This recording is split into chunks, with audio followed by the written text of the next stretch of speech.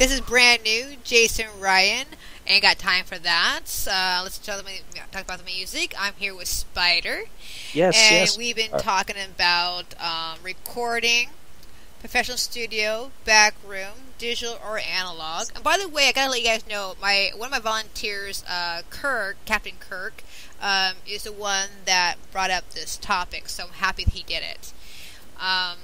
Now, Spider and I were talking behind that maybe we're wondering if people are not coming into the show because it's all digital and all techno rave kind of in a way. So what were you saying about that?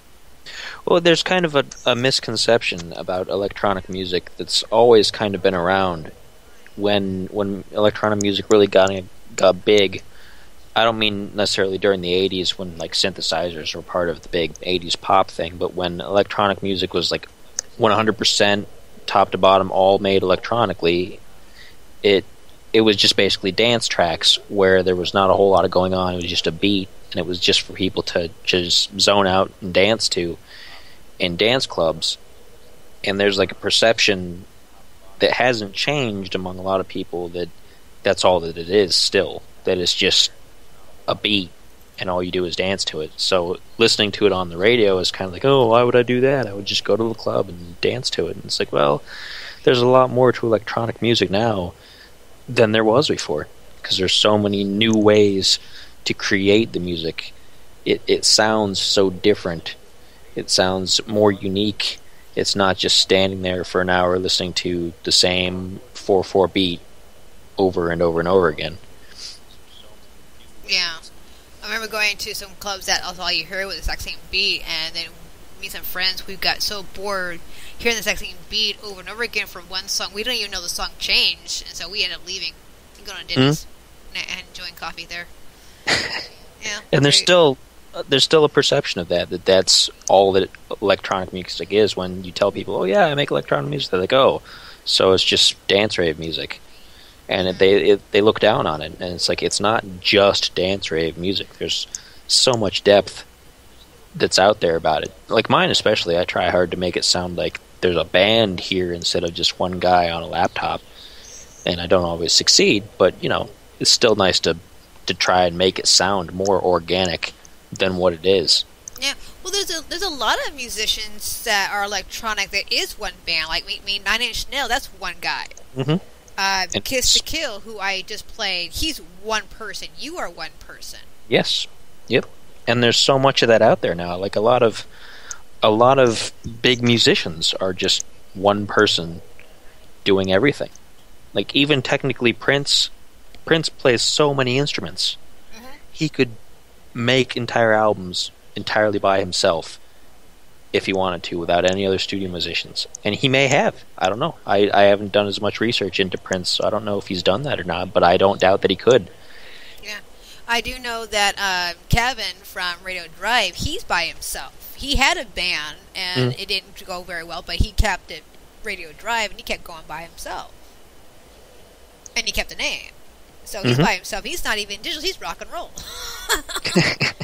So, people and people just need to get out of that mold that digital is a lot more than just techno rave. I think the techno rave scene, when it first came out, it was such a big hit. Kind of like goes back. It kind of reminds me of not techno. Because we were talking about techno. We're talking about disco. How disco happens to be the end thing, and then it disappeared. It kind of like, there it was, and then it's gone. Now, rave and techno, it came out as fast as it came, and no one knew how to do it correctly. And then it's still there, but it's not as popular as it has been. But people got more grabs on it, and they kind of moved out. Yeah. And be more more danceable, and more digital, and more different kind of beats in the music. There's actually like the dubstep movement that's out right now is a lot like how that was at the time. Dubstep is such a big popular thing. It's almost like very industrial sounding music that's done in a really pop friendly way, and a lot of people can do it without really putting a lot of thought into it. Not to say that it's easy to make a good dubstep. I don't want to take down from those people who do it really well, but a lot of people make it really cheaply and really easily and just push it out there and saturate the market with it, and so there's this perception that it's just cheap danceable music and there's not much to it. Yeah, true. Hang on 1 minute, Spider. We're going to hour number 4. I only did 4 hours last week. This is the first 4 hours, so second time I'm doing it, so hang on a minute, I gotta do it. It is 11 o'clock here at Pacific Standard Time, and I'm pretty sure it's like 3 o'clock in the morning over there in Ohio. Or is it 2 o'clock? 2 o'clock. 2 o'clock. 2 o'clock.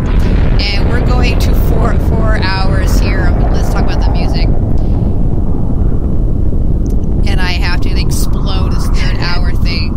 Yay! Run for your lives. Exactly. Anyway, so back to what we were talking about.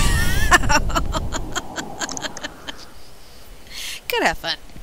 Life is ways to. There's so much serious things out there in the life right now. You just gotta kick back and have fun. Absolutely. So that's my fun. So yeah, if people just actually not be closed-minded of things that are changing the music industry between digital or to techno rave to what is now, it may actually be better not have a closed mind. So that's my opinion.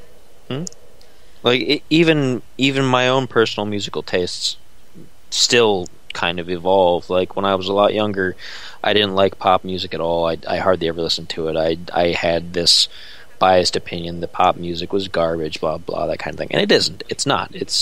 There's a lot of very good, very well done pop music. It's it's called pop music because it's popular music, and a lot of times when you get something that's very popular, it tends to be a little more shallow than other things, but that doesn't mean it's bad or that it is shallow. It just tends to end up that kind of direction. And it's good to get out of your comfort zone a little bit and give some of that stuff a fair try before you look down on it. Yeah, I mean, I don't really care for pop music or even rap because I rap kind of. I don't.